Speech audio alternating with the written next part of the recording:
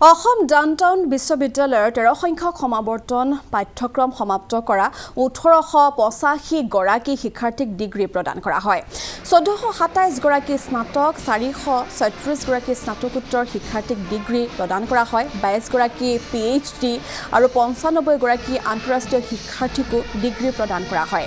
SM গ্ৰুপৰ CMD শৰৎ Kumar জৈনক delete সন্মান প্ৰদান কৰা হয়। বিশ্ববিদ্যালয়খনৰ 4 গৰাকী শ্ৰেষ্ঠ অধ্যাপকক দিয়া হয় সোণৰ পদক।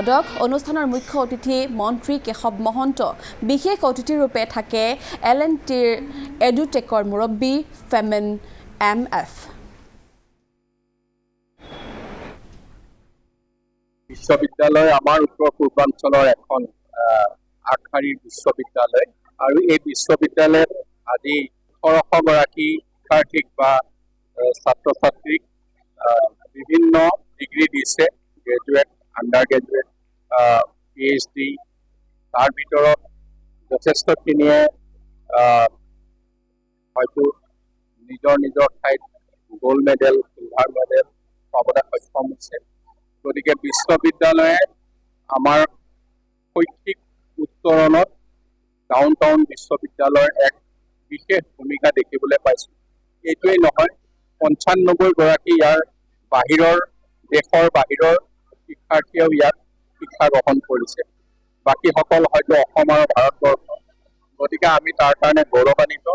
এই সমাৱৰ্তন অনুষ্ঠানত নিজকে উপস্থিত থাকিবলৈ পাই মই গৌৰৱবোধ কৰিছোঁ।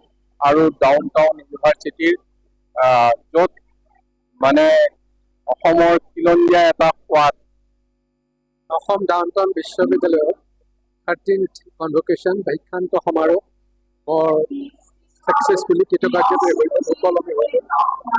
আজি আমি এই অনুষ্ঠানৰ জৰিয়তে, পবিত্ৰ অনুষ্ঠানৰ জৰিয়তে বিশ্ববিদ্যালয়ৰ প্ৰায় 1900 ল'ৰা ছোৱালীক ডিগ্ৰী চাৰ্টিফিকেট দিলোঁ। তাৰে ভিতৰত 436 জন 436 পোষ্ট গ্ৰেজুৱেট ষ্টুডেণ্টছ আৰু 1427 আণ্ডাৰ গ্ৰেজুৱেট গ্ৰেজুৱেট আৰু 22 জন আমাৰ ছাত্ৰ ছাত্ৰীক আমি PhD ডিগ্ৰী দিলোঁ। আৰু তাৰ লগতে আমাৰ ইউনিভাৰ্চিটিৰ আটাইতকৈ হায়েষ্ট অনাৰী ডিগ্ৰী, যিটো আমি কওঁ D Litt honoris causa, mister Sarat Kumar Jain, renowned industrialist from north east আৰু ভাৰতবৰ্ষতে বিশেষভাৱে পৰিচিত। ব্যৱসায় আৰু ইণ্ডাষ্ট্ৰীত যথেষ্ট অৰিহণা আছে। তেখেতক আমি ডিলিট ডিগ্ৰী প্ৰদান